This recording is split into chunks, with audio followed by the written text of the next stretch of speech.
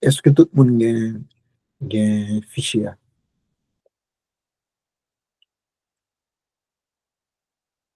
Hein? Est-ce que tout le monde a un fichier? Bon, je l'avais envoyé sur le groupe, mais j'espère que tout le monde téléchargé le gain. OK? Parce que pas oublier que le fichier, c'est les notes de cours de considérer. Je vais vous envoyer deux documents aussi à lire, si vous voulez lire, par exemple, monde qui aime lire. Et ça, c'est le fichier qui représente les notes de cours. Donc, dans ce cas, aujourd'hui, on va parler un peu de l'histoire, définition, fonction, également forme de monnaie. Vous allez voir à partir de ça, en termes de plan, la définition de la monnaie, un peu son histoire. On va voir les fonctions de la monnaie, également les formes de monnaie.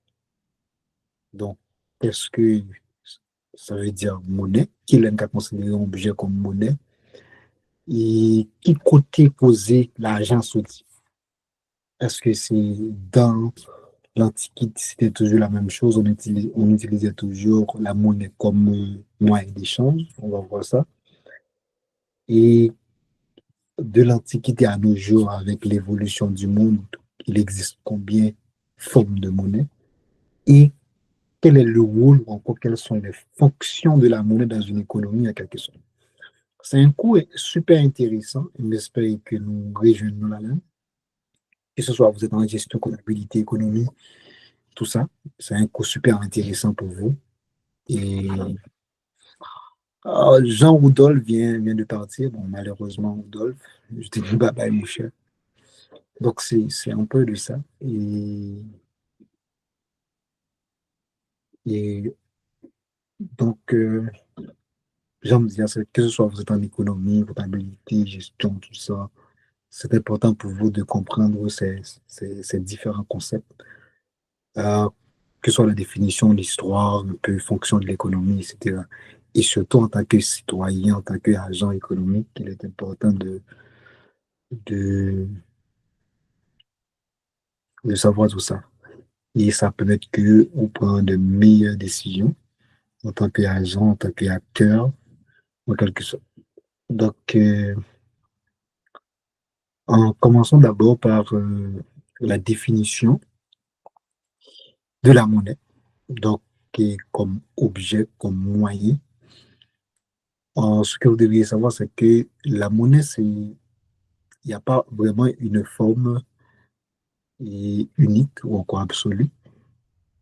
Donc, pour qu'il y ait un objet considéré comme monnaie, d'abord, lui supposé accepté par tous les citoyens d'une société. Ça veut dire quoi? C'est qu'on accepte l'objet, on accepte euh, soit une pièce ou un billet comme un moyen qu'on peut utiliser pour faire les échanges, que ce soit l'achat, que ce soit la vente, et dans tous les secteurs d'activité au niveau national. Là, c'est monnaie. Et comme définition plus ou moins classique, on dit que le mot monnaie est utilisé dans plusieurs sens. Cependant, pour certaines économistes, ou encore pour les économistes, il y a un sens précis. Donc, la monnaie est considérée comme tout ce qui est accepté en paiement de biens et de services ou le remboursement d'une dette. Ça veut dire quoi? C'est que, un, la monnaie est acceptée et peut être considérée comme un moyen pour faire les échanges, pour faire ce qu'on appelle le paiement des biens ou encore d'un service, mais aussi ça permet de rembourser une dette auprès d'un autre agent économique.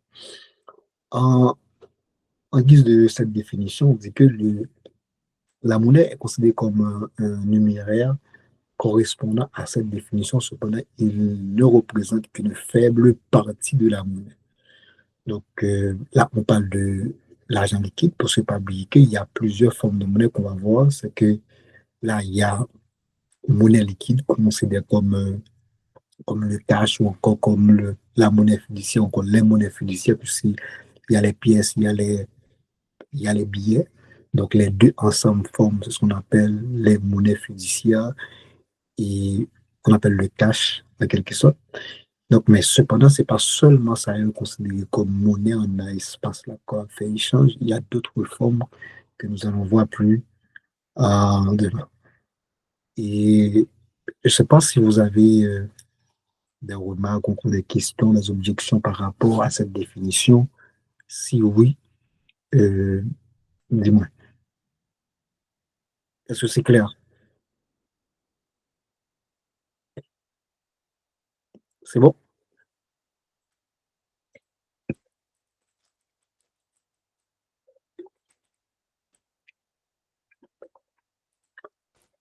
Il dit, c'est bon. Jérôme, est-ce que c'est clair? Vous pouvez avancer, professeur. Fanso, c'est bon?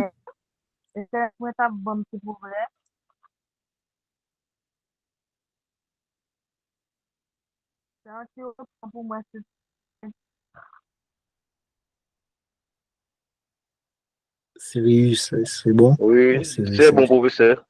Oui, vous avancez. OK.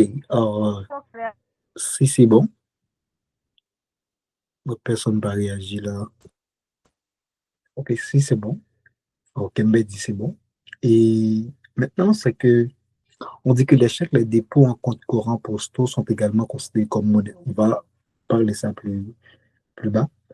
Et la monnaie est donc plus large que le numéraire, mais plus restreinte que la fortune ou le patrimoine, mais aussi différente du revenu, bien que les expressions courantes aient tendance à les mélanger. N'oubliez pas, c'est que vous qui faites un peu de la comptabilité, vous connaissez très bien, c'est que quand on parle de l'avoir, par exemple, du propriétaire d'une entreprise, donc, il y a l'avoir numéraire, ce qui constitue, c'est ce qu'on appelle en,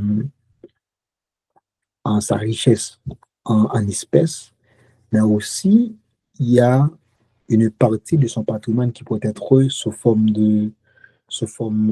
en nature ou encore sous forme d'objet. Dans ce cas, c'est que le patrimoine ou encore la fortune d'un individu ou encore d'un agent économique pourrait être en nature ou en espèces. Donc, ce n'est pas uniquement de l'argent, etc. Donc, il pourrait y avoir ces deux catégories de, de, de biens ou encore ces deux catégories de fortune en quelque sorte.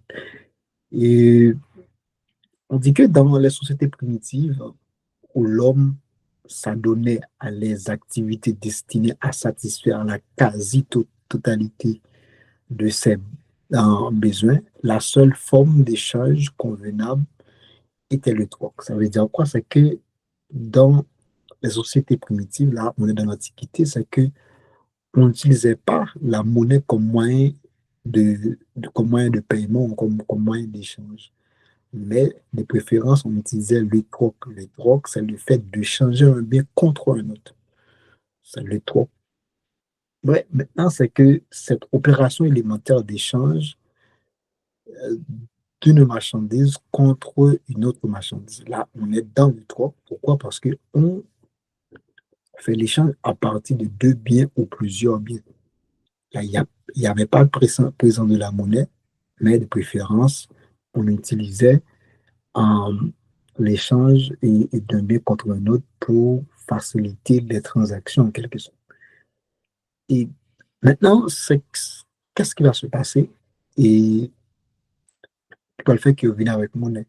Au fur et à mesure que le nombre de biens augmente, le troc devient une opération laborieuse qui, pour plusieurs raisons. D'abord, c'est que le troc parvient en un moyen d'échange qui n'est pas totalement favorable pour plusieurs raisons. Ça veut dire qu'il peut poser problème avec l'échange là, parce que n'oubliez pas l'économie. Euh, richesse à créer, c'est lorsque bien lui-même les échanger. Donc, s'il n'y a pas d'échange, il n'y a pas de création de richesse. Donc, il faut faciliter la circulation des biens et des services et qu'à permettre que bien on s'arrête en augmentation de richesse ou encore en augmentation de biens en un espace là. Non, puisque l'échange pose un petit peu problème avec le trop.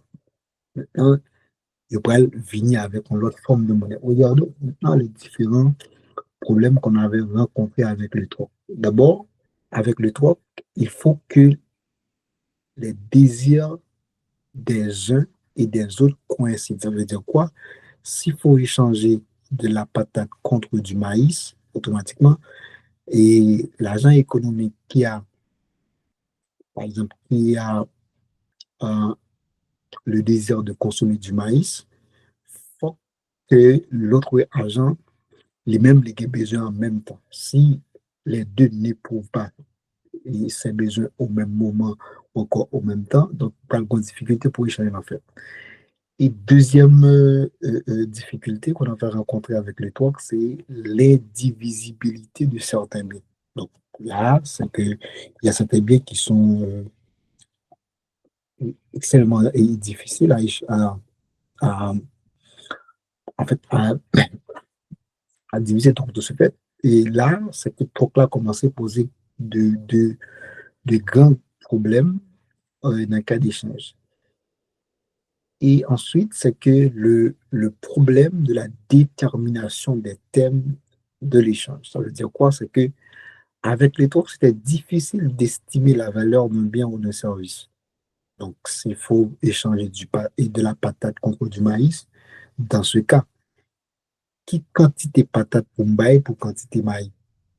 Là, c'est une grande question. Et maintenant, pour me connaître, il faut estimer valeur patate là par rapport à maïs. Ça, oui, là, on une sorte de valeur relative. Ou encore, on va dire, ils ont coût plus ou moins relatif. On va regarder l'entre deux biens en quelque sorte. Donc, s'il n'y a pas de possibilité d'estimer la valeur d'un bien par rapport à un autre, là, le trop pose problème. Donc, par rapport à toutes ces difficultés qu'on avait rencontrées avec les trop, et il pourrait dire, il faut nous venir avec l'autre moyen d'échange et l'autre moyen d'échange ou encore de paiement. Donc, c'est la monnaie. Et dans ce cas, on dit, tous ces inconvénients ont fait que le bien le plus divisible et le moins altérable a été appelé à jouer un rôle autre que le sien et à s'imposer comme intermédiaire unique de l'échange. Mais avant même de passer à la monnaie, c'est que pour faciliter l'échange, là, parce que c'est un problème de divisibilité de biens, ils vont commencer à utiliser, par exemple, des biens qui plus facilement à échanger comme intermédiaire dans certains échanges entre certains agents économiques. Et là, il va parler de la notion de monnaie de marchandise, ou encore la monnaie marchandise. Ça veut dire quoi? C'est que c'est un bien qui est utilisé comme moyen d'échange, ou encore comme moyen et pour faciliter l'échange de deux autres biens en quelque sorte, ou encore de notre bien. Et en plus, là, c'est un peu l'histoire, c'est un peu et l'historique de la monnaie. Donc, comme je viens de vous montrer, c'est que avant, c'était pas la monnaie, c'était le troc. Et les trocs, c'était échanger un bien ou un service. Et pour ces, à différentes raisons, donc on a changé le troc en monnaie, mais avant même, on a utilisé, par exemple, un bien qui est beaucoup plus facile à échanger comme un moyen d'échange avant même de passer directement à la monnaie. Donc maintenant, je viens avec monnaie. Donc monnaie, il vient sous forme de une pièce. Parce que la première forme de monnaie, c'est pas papier, c'était pièce. Et pièce monnaie que nous parlons plus bas, c'est que d'abord, on utilisait les pièces de métaux précieux pour faire et en fait, pour faire les pièces de monnaie en quelque sorte. Donc, il y avait l'or, argent, il y a bronze, etc. Mais avec la rareté de ces métaux, automatiquement, il va venir avec l'autre forme de monnaie que nous parlons de bas. Maintenant, puisque monnaie a été créée, donc monnaie a un rôle qu'elle joue. qui rôle monnaie encore, qui fonction monnaie dans l'espace-là.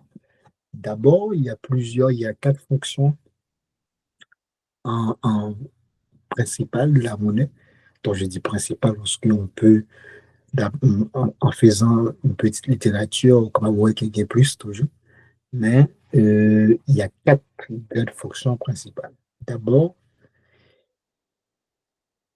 il y a la monnaie est utilisée comme un moyen de paiement. Quand on parle de moyen de paiement, c'est que la monnaie nous permet d'échanger un bien ou un service. Ça veut dire que la monnaie nous permet de faire des échanges, que ce soit l'achat, que ce soit la vente, que ce soit de rembourser une dette, etc. Dans cette fonction, la monnaie apparaît comme un bien intermédiaire qui permet de dissocier les opérations d'achat et de vente qui sont confondues pour le cadre d'un système de troc. Ça veut dire quoi? C'est que la monnaie va être utilisée comme un intermédiaire d'échange. C'est pour cela qu'on dit que la monnaie, c'est un intermédiaire d'échange. Donc, regardez, autrefois avec le troc, s'il me faut de la patate, il faut moins de maïs. Donc, il faut moins de maïs et puis il y a bonne patate. Même monnaie n'a pas changé là. Donc, si ça arrivait que moi, je voulais patate, mais je maïs, pourtant, l'argent économique à présent, ce n'est pas besoin de maïs, là, l'échange est impossible. Dans ce cas, qu'est-ce que je devrais faire? On peut aller dans le marché, donner, on peut vendre maïs avec un argent économique qui a besoin de maïs. Et en retour, on va recevoir de l'argent ou encore de la monnaie. Et qu'est-ce que je vais faire avec cette somme de monnaie-là? Je vais maintenant acheter de la patate avec. Et là, vous voyez, c'est que la monnaie, maintenant, je l'utilise comme un intermédiaire qui facilité que j'ai accès avec bien. L'argent économique, c'est la monnaie à quel besoin. Donc, monnaie, c'est juste son intermédiaire. C'est juste son moyen de facilitation. Donc, c'est pas monnaie qu'elle voulait. C'est bien qu'elle voulait. Mais monnaie à utiliser comme un moyen qui va nous accès avec bien, en quelque sorte. C'est comme un individu, comme nous l'avons fait dans le circuit économique. Moi, comme agent économique, ce que je vais faire, je vais chez je vais chez une entreprise, je vais donner ma force de travail. En retour, je reçois de la monnaie. Qu'est-ce que je vais faire avec de la monnaie? Je vais acheter un bien ou un service. Pourquoi je travaille? C'est parce que j'ai besoin d'un bien ou un service. Donc, le mal là, monnaie à mettre que j'ai accès. Donc, monnaie à juste utiliser comme intermédiaire. Mais c'est parce que nous avons besoin. Nous avons besoin des préférences, des biens et des services nécessaires à notre survie, à notre, à notre existence en quelque sorte. Et la monnaie apparaît comme un bien intermédiaire qui permet de dissocier les opérations d'achat, de vente qui sont confondues dans le cadre d'un système de troc.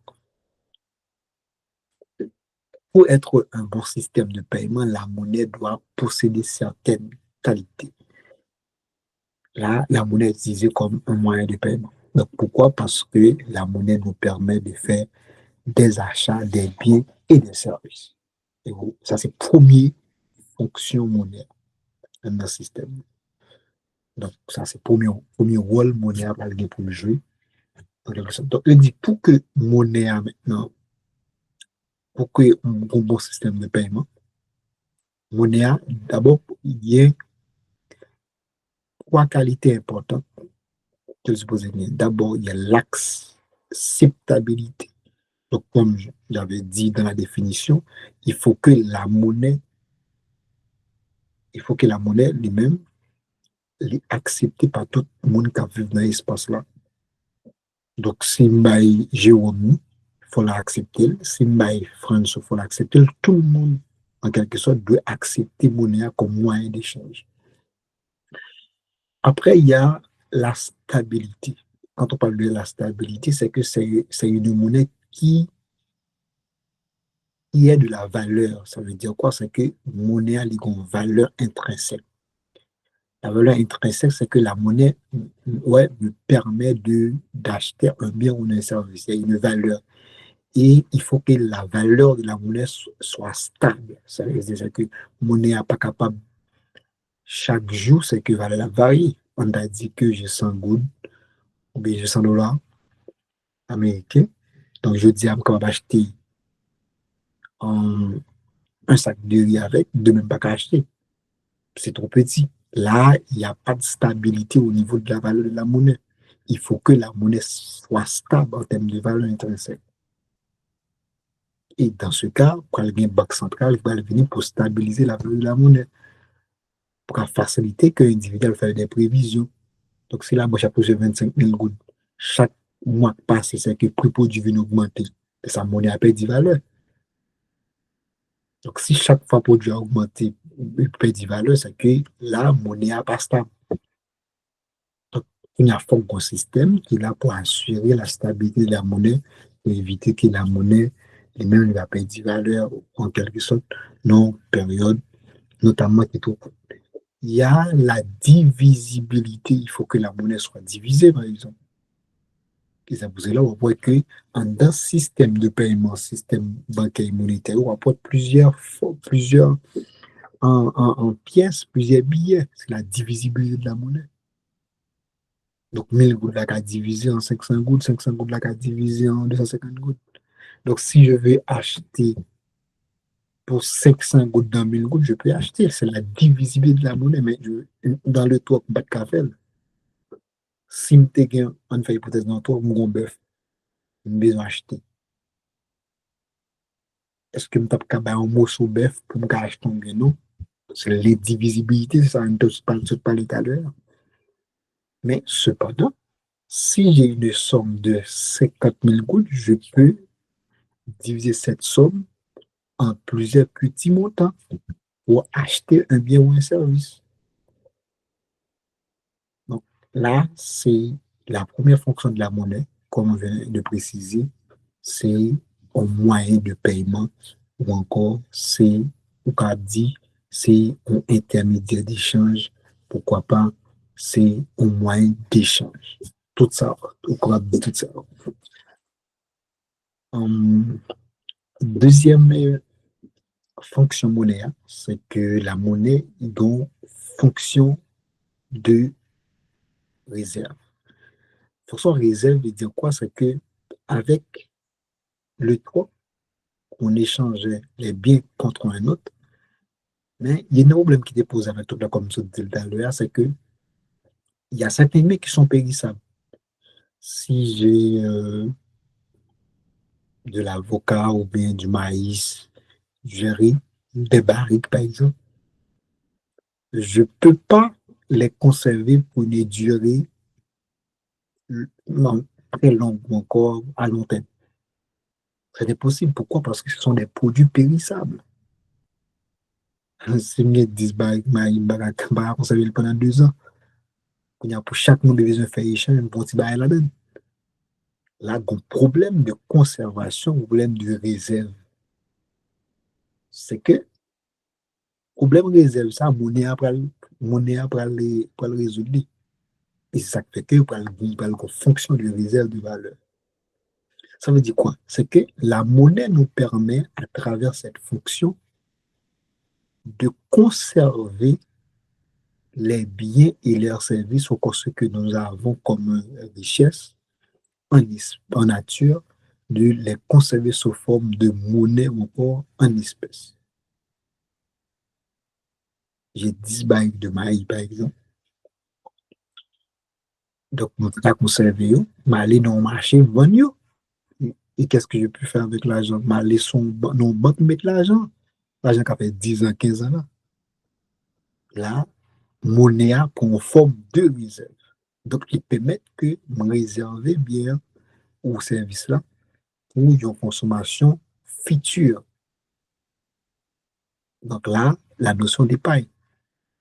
Donc la monnaie nous permet d'épargner un bien ou un service pour une consommation future ou encore lointaine.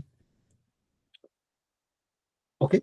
Donc, si vous regardez dans la définition, on dit que la monnaie permet de constituer une réserve de pouvoir d'achat à partir du moment où les opérations recettes et dépenses ne sont pas synchronisées. OK? Dès que la monnaie, quand on dit recettes dépenses pas synchronisées, ça veut dire c'est que on est dans une situation, c'est que les recettes sont supérieures par rapport aux dépenses. Dans ce cas, il n'y a pas de synchronisation. Là, il y a épargne. Là, on va déposer cette somme d'un côté pour une consommation beaucoup plus ultérieure. François, je vois que ta main est levée.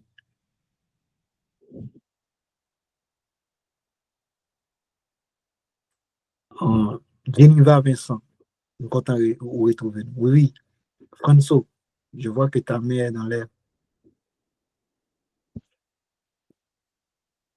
Non, professeur. Je ne m'en lève pas la main. Oui, François, je t'écoute.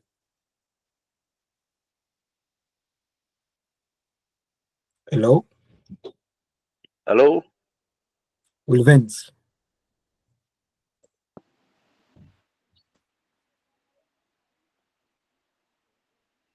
Wilvens. Oui, professeur. Hello, Est-ce que c'est vous bas ou bien bas? Oh, ok, ok. Allô? professeur. Ouais, ouais. Moi salue ou et moi t'ai écouté avec beaucoup d'attention. Ok. Tout à l'heure, vous parlé des réserves de valeur. Côté que vous te dit si toutefois que vous gagnez encore vous calmez la banque côté que li ka fait en quantité de temps. Mais est-ce que là, si me 4 000 gouttes amener ça, moi déposer la banque année 2025, c'est vrai li fait 2, 3, 4, 5 ans dans banque là, est-ce que là gon réserve de valeur oui? Oui, toujours réserve de valeur. La seule chose, c'est qu'il y a la notion d'inflation qui pourrait ronger et cette somme en banque. C'est pour cela que, pour parler, il y a deux types de taux d'intérêt. Il y a le taux d'intérêt réel, il y a le taux d'intérêt nominal. Donc, le taux nominal, c'est le taux fixé par la banque ou par l'institution financière. Le taux réel, c'est la différence entre le taux nominal et l'inflation. Donc, par exemple, si ça arrivait que le taux d'inflation est beaucoup plus élevé par rapport au taux d'intérêt et nominal, ben ça, automatiquement, le taux réel est négatif. Ou encore, il est nul, dépendamment si c'est égal. Donc, si ça arrivait que le taux réel, on va le dire, qui est négatif, ça traduit clair, au lieu que comme moi paye et prend valeur, il paye du valeur. Vous comprenez? Oui. C'est bon? Mais cependant, Ok, c'est que deuxième. attendez, mais cependant, épargne là, ou encore réserve de valeur, monnaie à permettre qu'on puisse réserver bien sous forme de monnaie. Tout pas capable de faire avec bien lui-même, parce que bien pays, ça n'est pas qu'à arrêter pour une durée qui est plus ou moins lointaine. Ok. Ensuite, professeur. Yeah. Oui. Qu'il est que moi qu'à parler de ça que les politiques monétaires. En fait, politique monétaire, là, c'est des traduits ensemble de stratégies que Banque centrale lui-même les mettait en place pour le capable assurer bon fonctionnement système bancaire et monétaire que l'a évolué. Donc, par exemple, dans notre cas en Haïti, il y a la Banque centrale. Donc, c'est la Banque centrale qui mène la politique monétaire d'Haïti. Donc, quand on est dans la politique monétaire, on est dans l'ensemble des décisions monétaires, ouais, qui sont prises par la Banque centrale. Donc là, c'est la politique monétaire. Mais il y a la politique budgétaire elle-même qui concerne le gouvernement. C'est l'ensemble des décisions économiques, que ce soit sous forme de programme ou encore sous forme de stratégie qui prend par gouvernement. Là, on est dans la politique budgétaire. Mais si la décision, c'est une décision monétaire, là, ça rentre dans la politique monétaire de la Banque centrale. Par exemple, la fixation du taux d'échange, la fixation du taux d'intérêt, loi sur, par exemple, les décisions relatives au fonctionnement des banques, à une décision relative aux réserves de la Banque centrale, une décision, par contre, qui a un rapport avec le taux de change, soit augmenté, baissé, qui a un rapport avec et dans quelle monnaie aussi vous avez comme les recevoir. Là, on est dans la politique monétaire. C'est des stratégies, des décisions, des programmes ou des projets qui sont relatifs à la monnaie. Mais tout ça, les prend par la Banque centrale. C'est bon?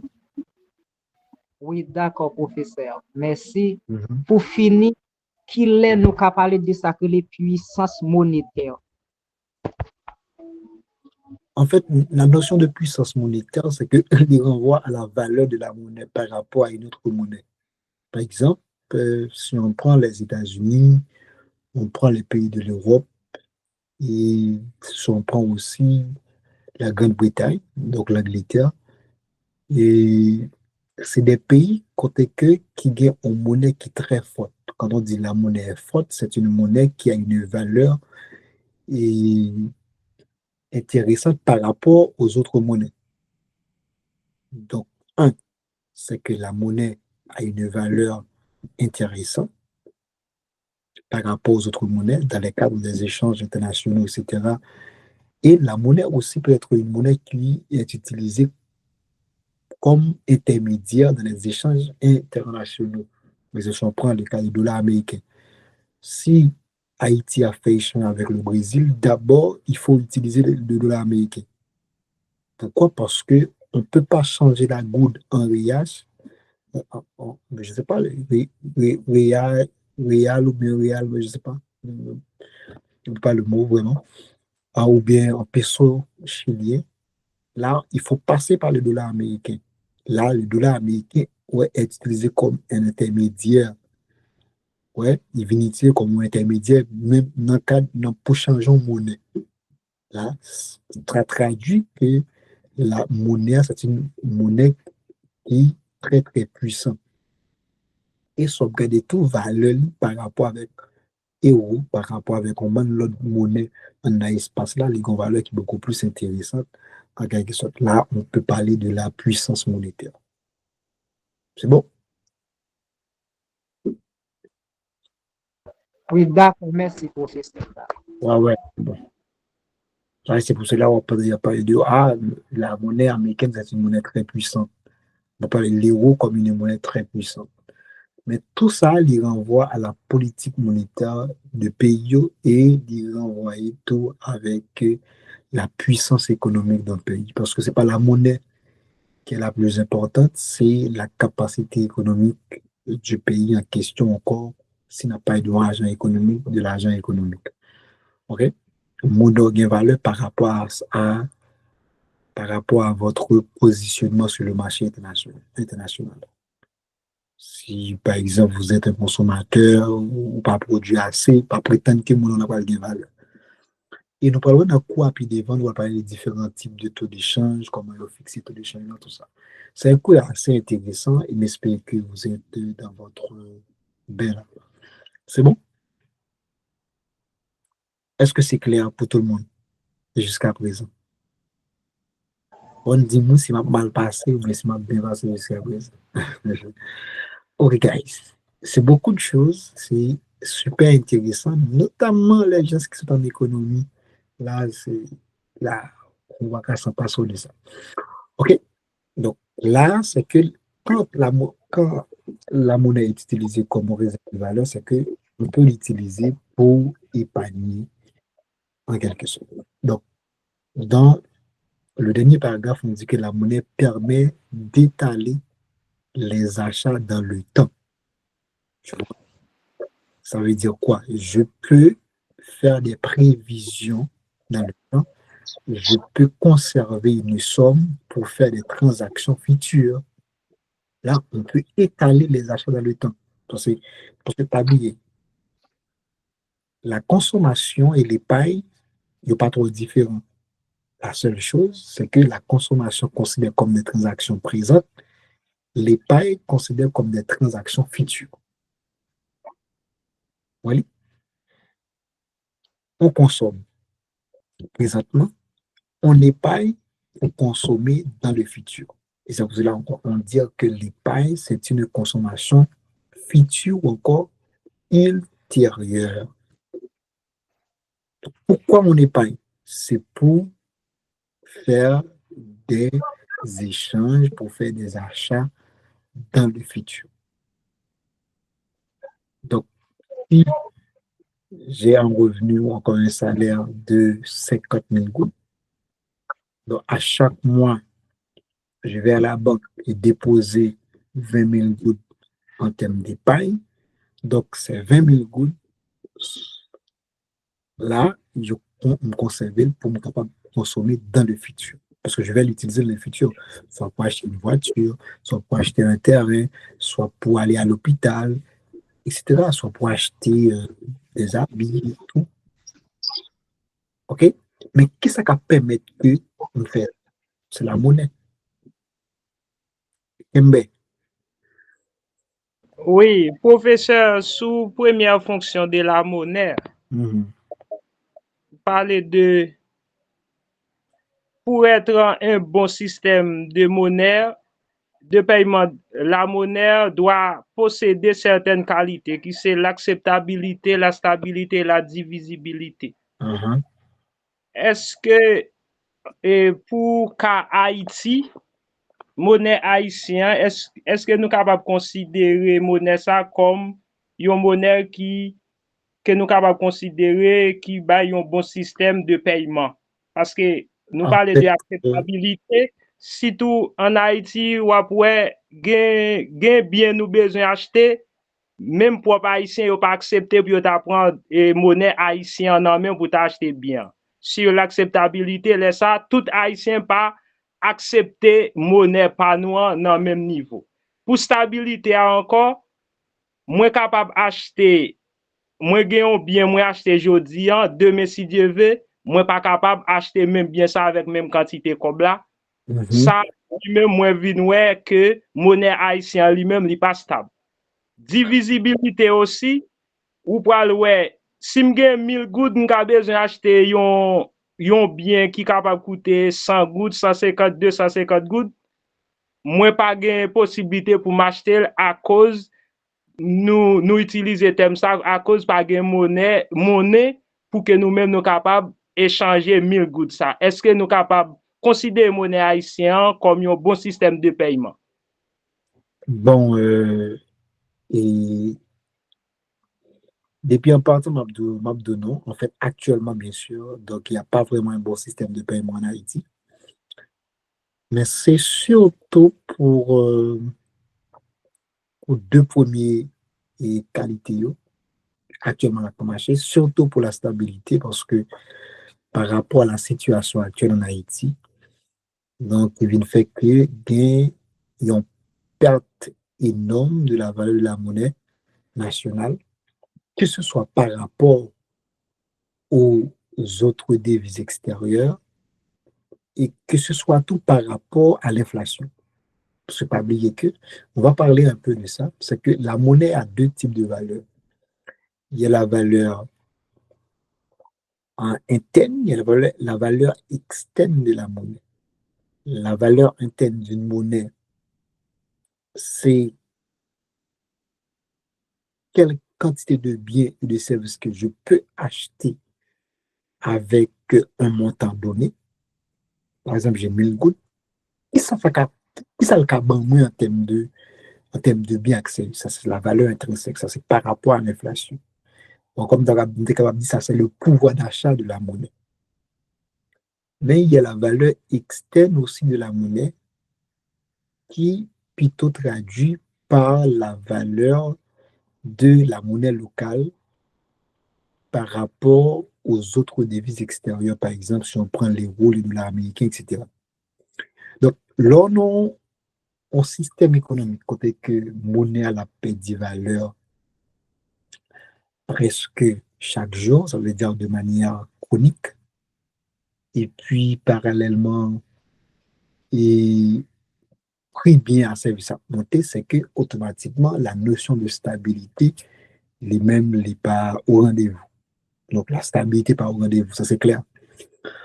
Question de l'acceptabilité, hein, c'est que là, les plus ou moins, parce que nous pas qu'à juste lier acceptabilité avec une pièce monnaie que nous n'a pas voulu prendre à cause que le déchiré ou pas. Parce que ça, c'est notre bagage, parce que dans les autres pays aussi, c'est que au cas l'acheter dans mon machin, il va prendre, il va prendre.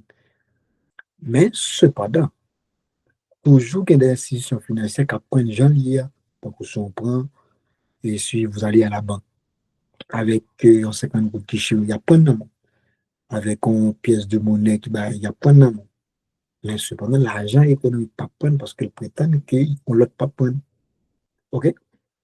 Question acceptabilité, hein, c'est acceptable parce que nous tous acceptons le goût là comme moyen de paiement et nous acceptons la carte de transaction. La seule chose, quand on a l'éducation tout en Haïti, qui fait que nous, des fois, ne pas prendre une pièce qui soit des 5 gouttes ou bien des 1 goutte, je trouve que ça n'a pas important encore, etc. Mais cependant, à 80%, 90%, on va dire comme ça, c'est plus ou moins acceptable. Parce qu'on l'accepte pour faire les échanges. Il n'y a pas de doute là-dessus. Divisibilité question monnaie parfois, oui, mais c'est toujours est-il, c'est que ce système-là qui manquait huile et bien, et parce que le système haïtien, c'est le système informel, qui fait que toujours nous cause monnaie, etc. Mais je suppose qu'il y a monnaie pour le bas. Dans ce cas, on ne peut pas parler de bon système de paiement parce que la notion de stabilité surtout n'est pas au rendez-vous. Est-ce que me clair? Faut dire c'est ces tests-là. OK, guys. Next. Il n'y a pas d'autres questions? Non, c'est beaucoup de choses. Et on va aller rapidement parce que là, c'est sûr. Donc, on vient de parler de la réserve de valeur. Une forme là, nous passons pour la guerre municipale à 2 heures. Et nous avons, on va terminer avec les fonctions, bien sûr, de la monnaie. Maintenant, c'est que, en termes de fonctions, il y a une troisième fonction. La troisième fonction, c'est que la monnaie est utilisée comme une unité de compte. Quand on parle d'unité de compte, c'est que la monnaie nous permet d'estimer la valeur d'un bien ou d'un service. La monnaie donne la valeur à un bien ou un service. Par exemple, si je vais acheter un sac de riz, pour m'acheter ce sac de riz, maintenant, il faut estimer la valeur. Et on estime la valeur à partir du prix. Et le prix, c'est de la monnaie. Combien ça du riz? 250 gouttes. Donc, 250 gouttes, c'est la monnaie. Donc, la monnaie permet aux agents économiques d'estimer la valeur ou encore d'évaluer la valeur d'un bien ou d'un service. C'est ce qu'on appelle la fonction d'unité de compte. Si vous regardez en termes de définition ici, c'est qu'on dit que la monnaie sert en tant qu'unité de mesure ou bien un numéraire qui permet d'exprimer la valeur des différents biens à une seule unité qu'on appelle la monnaie. Donc, si on prend dans tout le pays, tout type de bien qui est en présence au cas d'île Gombrun. Ah, mon cher, je besoin d'acheter un tel là. Quel est le prix? Ah, mon cher, par centième, ma vendu $1000. Donc, qui ça peut être couvert ça? C'est la monnaie. Ah, combien bœuf ça? Bœuf là, 25 000 gouttes. Donc, c'est l'exemple en quelque sorte. Et dans le cadre d'une économie de trois, donc, absence de monnaie, la valeur de bien est exprimée par rapport aux autres biens, comme vous avez dit. Avec les trois, c'est bien estimé en valeur par rapport à l'autre. À mon cher, besoin on sac du. Il y a combien de mailles pour moi? Bon, 10 mailles. Là, c'est bien par rapport à l'autre. Mais dans le cas de l'économie de marché, ou encore économie qu'on utilise la monnaie comme moyen d'échange, comme moyen de paiement, là, automatiquement, toute valeur bien est estimée par rapport à la monnaie. Ok? Par exemple, c'est que dans le cas ça, on va dire que on bien a deux valeurs. Bien les valeur et d'échange, ils ont valeur d'usage. D'échange, c'est que bien y a un bon prix. Ça veut dire qu'on valeur, qu'on prix. Le marché donne un prix à un bien. Parce que pas oublier que c'est pas fixer le prix bien, c'est le marché qui bat un prix. C'est ce qu'on appelle, c'est le marché qui détermine le prix d'un bien. Et les valeurs d'échange. Quand on est dans la valeur d'échange, automatiquement, là, nous avons utilité bien. Vous avez un cours de microéconomie. On parle de l'utilité. L'utilité, c'est la satisfaction qu'un consommateur peut tirer d'une consommation de quantité de biens donnés.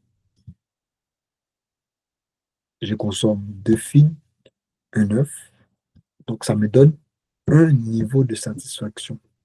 Je consomme 3 figues, 2 œufs, ça me donne un niveau de satisfaction. Donc la satisfaction tirée de la consommation de ces deux biens, ça forme l'utilité. Mais tout ça manger, il y a un prix. Et le prix, c'est la valeur d'échange. Et c'est pour cela qu'on dit que le bien a deux valeurs. C'est la valeur d'usage et la valeur d'échange. Donc, de ce fait, la valeur d'échange est exprimée par la monnaie. Donc, comme je viens de le dire, c'est que c'est le marché qui donne le prix à un bien. C'est ce qu'on appelle le prix du marché, notamment dans une économie de marché, une économie capitaliste que vous connaissez très bien. Il n'y a pas de question là-dessus. S'il y a de questions, il n'y a pas de question là-dessus. Est-ce qu'il n'y a pas de question sur l'unité de compte? Wenzo. Oui, merci, professeur. Et ma question, c'est que, est-ce que dans le cas d'Haïti, on peut parler et, de la politique monétaire par rapport au comportement de la Banque centrale? Oui, on peut parler parce que pas oublier que la politique, c'est l'action et l'inaction en même temps.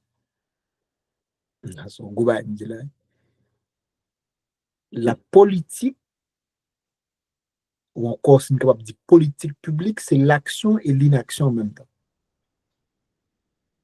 Ne rien faire, c'est une politique. Pourquoi? Parce que Ok. ne rien faire abat un résultat. Ou un Ne petit rien groupe. faire, moins impact. Est-ce que tu comprends? Oui. Maintenant, qu'on y a, Ne c'est rien faire que donne, le rien faire donne un résultat pour satisfaire un petit groupe, mais c'est pas la majorité. ah non, mais tout à fait, parce que là-bas, il can satisfait tout, oui, ou capable faire et puis les satisfaisants, ou l'autre fait. Ça dépend du contexte, ça.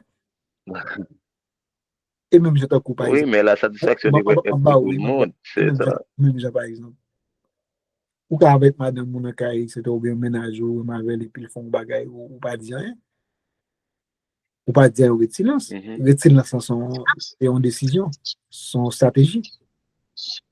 Il est capable plus bénéfique au lieu que ce que tu parles. Est-ce que vous comprenez, musique là? Même bien, Oui, je le comprends. contexte là, mais qu'on y a, c'est que, sous dit, est-ce que politique là est efficace? Là, bon, l'autre réponse. Parce que quelque part, par rapport à ce qui est passé actuellement, on peut parler de politique monétaire efficace en Haïti. Parce que les indicateurs sont en rouge considérablement. Nous avons le taux d'échange très élevé. Et pour ne pas dire qui connaît une instabilité chronique encore qui a augmenté de façon chronique. Ça veut dire qu'une monnaie qui perd du valeur parce que la Banque centrale, premier rôle, c'est assurer la stabilité monétaire. Ou bien un taux d'intérêt qui est pratiqué par les banques qui pas vraiment encourager l'investissement. Là, on ne peut pas parler d'une politique monétaire qui est efficace parce que la Banque centrale, à travers les vieux, c'est faciliter à ce que monnaie a des valeurs, mais l'encourager toute la production nationale à travers ces décisions. Maintenant, si ça arrive qu'elle pas fait, on ne peut pas parler de politique monétaire efficace. Parce que décision yo pas de résultat escompté.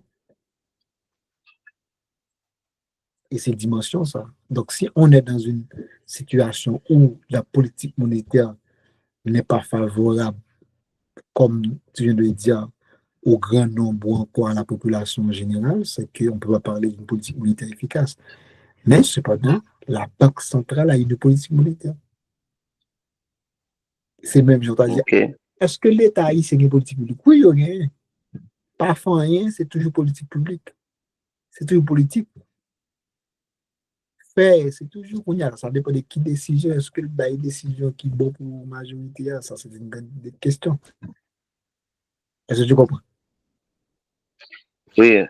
Yeah. Et pour moi, ce que je constate, la perte de valeur de la monnaie haïtienne même, ça vient de la Banque centrale en premier lieu.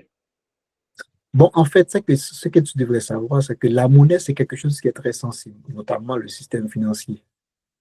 Et le système financier est fonction de l'économie. Ça veut dire que ça, c'est que second économie qui peut marcher, pas prétendre qu'il y a un système financier qui marche. Okay. Et les fonctions pour de environnement social et politique pays à tout. Pas penser que ou gon pays pas fonctionner et puis vous pensez que monnaie a bien valeur. Ça va fait. Est-ce que tu comprends? Oui, d'accord, c'est bien. Par exemple, on a insécurité, zone bloquée, en haut bloqué, en bas monter, etc. Entreprise a fermé, donc on ne peut pas prétendre qu'à une politique monétaire qui est efficace. Parce que quelque part, la politique monétaire, c'est des décisions plus ou moins conjoncturelles. Elle est supposée marcher de pair avec les décisions du gouvernement. Donc, si pas de sécurité, entreprise a fermé, etc., pas de bon système en bancaire et monétaire. Qu'est-ce qu'a payé prêt? Et entreprise, qu'est-ce qu'a payé travail? Entreprise, c'est de travail. Comment on fait qu'elle fait un prêt pour faire un cahier pour acheter une machine? Est-ce que tu comprends? Oui, d'accord. Que monnaie pays a capable de valeur si ça arrive que l'État puisse pays puisse acheter à l'extérieur qui est en Haïti. Entreprise haïtienne qui a exporté, il n'y a pas vraiment de crédit, il n'y a pas vraiment dans des zones qui sécuritaires qui facilitent que produit. Regardez aujourd'hui, qu'est-ce qui passe avec Gaumont? Majorité d'entreprises qui ont acheté Gaumont pour aller à l'extérieur, pas capable de faire encore. Parce que le pays est gangstérisé. Ouais. On ne peut pas faire. Et si on est dans cette condition, on ne peut pas parler d'une politique monétaire plus ou moins efficace. Et Jean Moussou-Diola, c'est que l'efficacité d'une politique monétaire est fonction aussi de la politique économique. Donc, pas gagner une politique économique, mais également une politique publique, on prend des décisions politiques. Donc, c'est ça. Donc, au pays work for you, c'est un pays côté que le système non stable. Pays stable. Ok. Etc. Il n'y a pas de Haïti encore. Et problème de adresse. Personne n'a d'adresse. Personne n'a d'identité. Si ou pas d'adresse, ou pas d'identité vraiment, ou pas capable d'un système financier qui marche parce que la finance, c'est quelque chose qui est très sensible. Il est basé sur confiance. Si je ne sais pas une autorité, je ne sais pas une idée, est-ce que je peux faire confiance pour me botter l'argent? Hein? Sous une entreprise, je ne peux pas donner son entreprise à comment elle a marché pendant 5 ans, 5 dernières années. Est-ce que je peux botter l'argent sur base parce que je suis une entreprise? Au moins, je suis une entreprise pour moi, cette entreprise en puissance. Pas de données. formel sur base. Donc, c'est ça. Hein? Et on va terminer avec la dernière fonction qui est instrument de politique monétaire. Bon, je pense qu'on pose des questions où tu répondre ça. Maintenant, c'est que Banque centrale aussi, comme institution qui gère la politique monétaire, en fait, qui prend les décisions monétaires dans le pays, c'est qu'elle est capable d'utiliser monnaie à tout comme un instrument pour le capable d'agir sur comment l'activité économique va faire dans l'espace-là. Regardez, on dit que la monnaie constitue un outil puissant entre les mains des autorités monétaires, notamment la Banque centrale, car elle permet d'influencer considérablement l'activité économique. Ça veut dire quoi? C'est que la Banque centrale pourrait jouer sur la monnaie pour changer l'ordre des choses. Regardez, il y a le taux de change. Donc, si la Banque centrale décide de changer le taux de change, automatiquement, là, dans l'autre secteur, si la Banque centrale décide de prendre une décision en rapport avec le taux de change, ça peut changer la situation. Donc, le taux d'intérêt.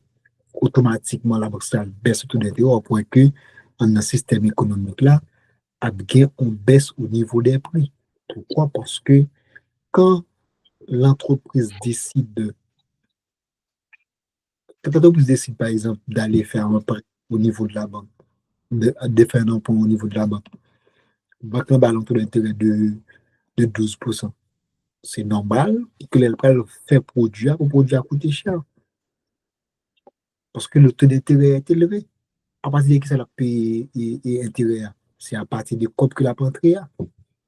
Mais si ça arrive que le taux d'intérêt est à 5%, donc le produit va le baisser parce que l'entreprise après le vendre produit au prix qui est plus faible. Et c'est le principe là, ça.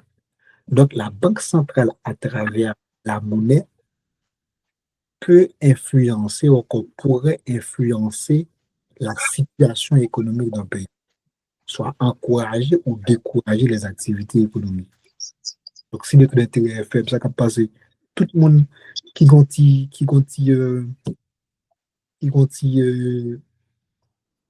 revenu, qui gonti travail, car peut être l'âge, parce que le taux d'intérêt est faible. On est à 5% là, on peut être 100 000, on a seulement 5% à la fin du mois.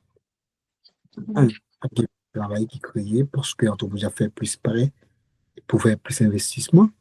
Et même les individus à tout, l'elle finit comme, l'elle finit, si la va faire un prêt, il a un cadre de crédit, etc.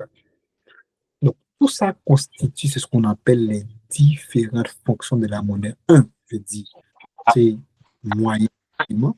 Donc, la monnaie est utilisée pour acheter des biens et des services. Deuxièmement, c'est que la monnaie est utilisée comme un réserve de valeur parce que la monnaie nous permet de conserver ce que nous avons comme bien sous forme qu'on appelle l'épargne. Trois, c'est que la monnaie est utilisée comme unité de compte, c'est-à-dire que la monnaie permet à, à, à ce que nous estimons la valeur des biens et des services comme agent économique. Et au final, la monnaie est utilisée comme un instrument de politique monétaire. Pourquoi? La Banque centrale peut l'utiliser pour agir ou encore pour influencer les activités au sein de l'économie par rapport à des leviers que dispose la Banque centrale, comme il y a les taux de change, il y a les taux d'intérêt, il y a la masse monétaire, etc. Et il y a les taux directeurs, tout ça, et ensemble des leviers que dispose la Banque centrale pour agir sur l'économie. Là, dans ce cas, on dit que la monnaie a fonction d'instrument de monétaire.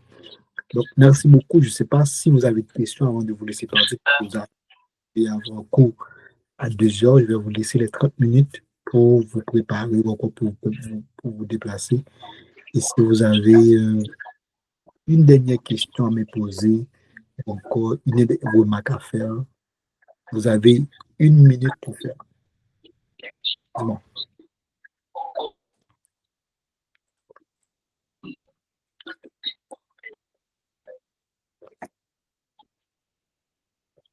Dis-moi, est-ce qu'il n'y a pas, il y a pas de questions, il y a rien?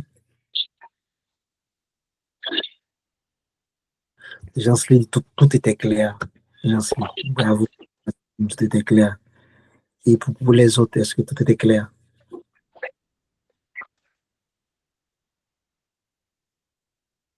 Ok, Kyle dit tout bagage était clair. Wilbens, tout bagage était clair. Branche, Flore, Jennifer, est-ce que c'est clair? Shalonda, Fleury-Mont, Franck, Pierre, Monsieur Marius, Jean-Rodolphe, Basile, Jansley, tout le monde, Terville, Vildes même, et attendez, ok? Eh bien, sinon, je vous dis merci. Bye bye. À jeudi prochain, à la même heure. Et puis, n'oubliez pas de cliquer sur le lien parce que je vais vous l'envoyer après le cours. Et donc, nous allons suivre si vous avez des questions. Et je pense que j'ai mon numéro. Je ne sais pas si j'ai mon numéro, bien sûr. Je suis le groupe, monde qui a des questions, nous allons cliquer sur lui. Et puis, comment je... Donc, ouais, là hein, aussi. Donc, ajoute-moi sur et je vais m'écrire à partir. Merci beaucoup, déjà beaucoup. Et bonne fin d'après-midi. Et bonne fin de semaine aussi parce qu'on est jeudi. Bye bye, bon week-end. Bye bye tout le monde.